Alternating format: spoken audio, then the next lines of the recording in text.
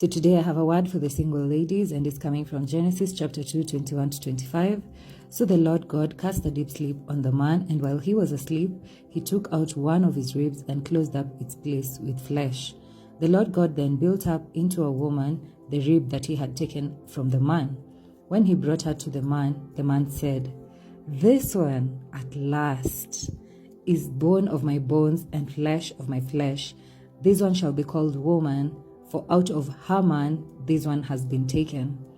That is why a man leaves his father and mother and clings to his wife, and the two then become one body. The man and his wife were both naked, yet they felt no shame. This is for my single girlies because I have seen majority struggle in relationships in the name of pursuit.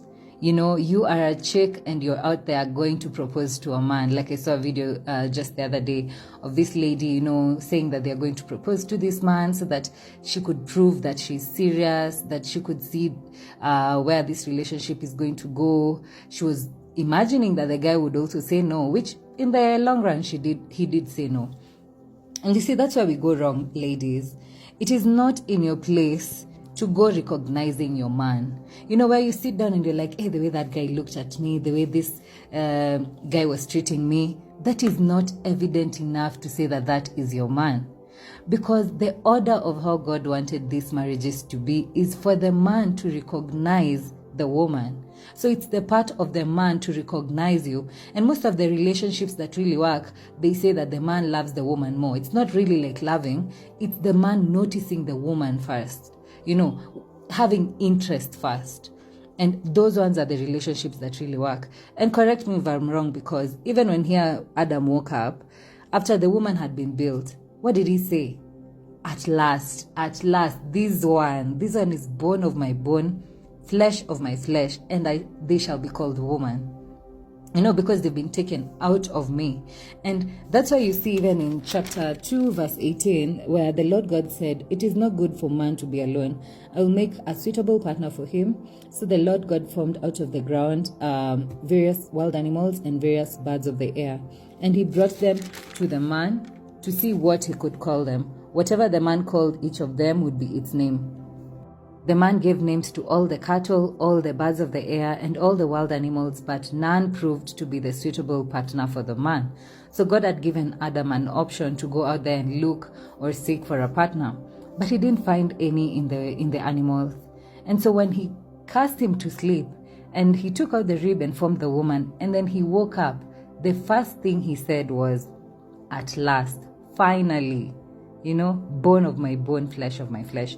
A man will recognize you. Your man will recognize you. Stop pursuing your man. Stop chasing. When you start disorienting that order, that's when you get tired and you're like, I'm doing everything possible for him. I'm doing everything to appreciate him and show him that I love him. I have been committed to this relationship and he's not committing back to me. But it's because he's not recognized you. And he will recognize someone else. And you wonder, what is it that I didn't have that they went and got from the other person? It's nothing to do with you. It's nothing that you've done wrong. It's nothing that you're not. It's because you are not for that person. And it is in the place of the man to recognize you.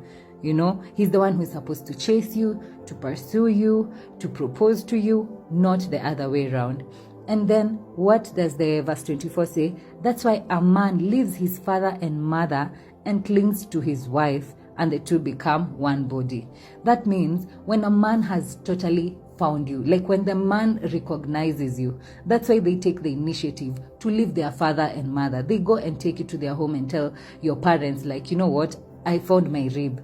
They tell their parents, I found my rib. That's why you're like, why is it that this guy has never proposed to me? This guy has never taken me home. He's always pushing this idea. It's because he hasn't recognized you. And God has placed something in every man to be able to recognize their rib, their partner.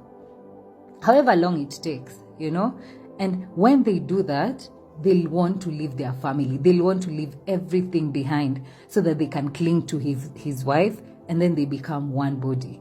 And once they become one body, it's this verse 25 that said, "The man and his wife were both naked, yet they felt no shame."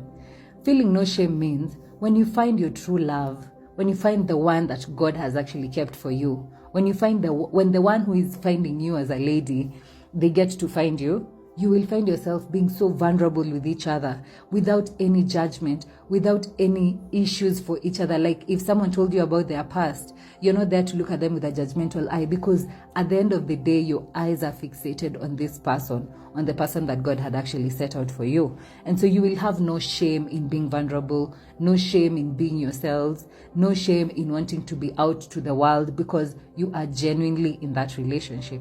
So my girlies, please, tujipende.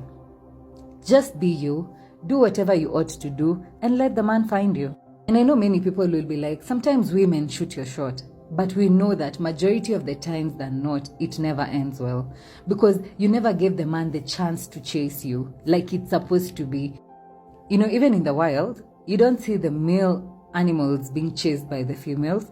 It's always the females living like the princesses, like the queens, and these males will come and, try do the chase.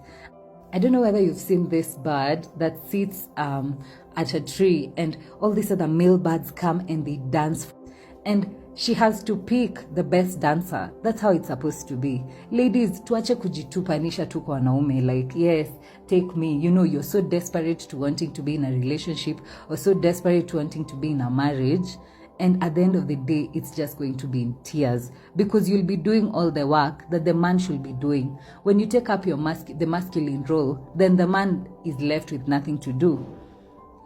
So please, to relax, let's rest in our femininity, let's rest in our feminine energy, and let the men do the work. They will chase you. A man who wants you, a man who recognizes that you are his rib, they will do anything, and I mean anything and everything to get you. So please, hang in there and let your man identify you, let your man recognize you, and in the long run, you will end up having one of the best relationships and marriages that you could ever think about.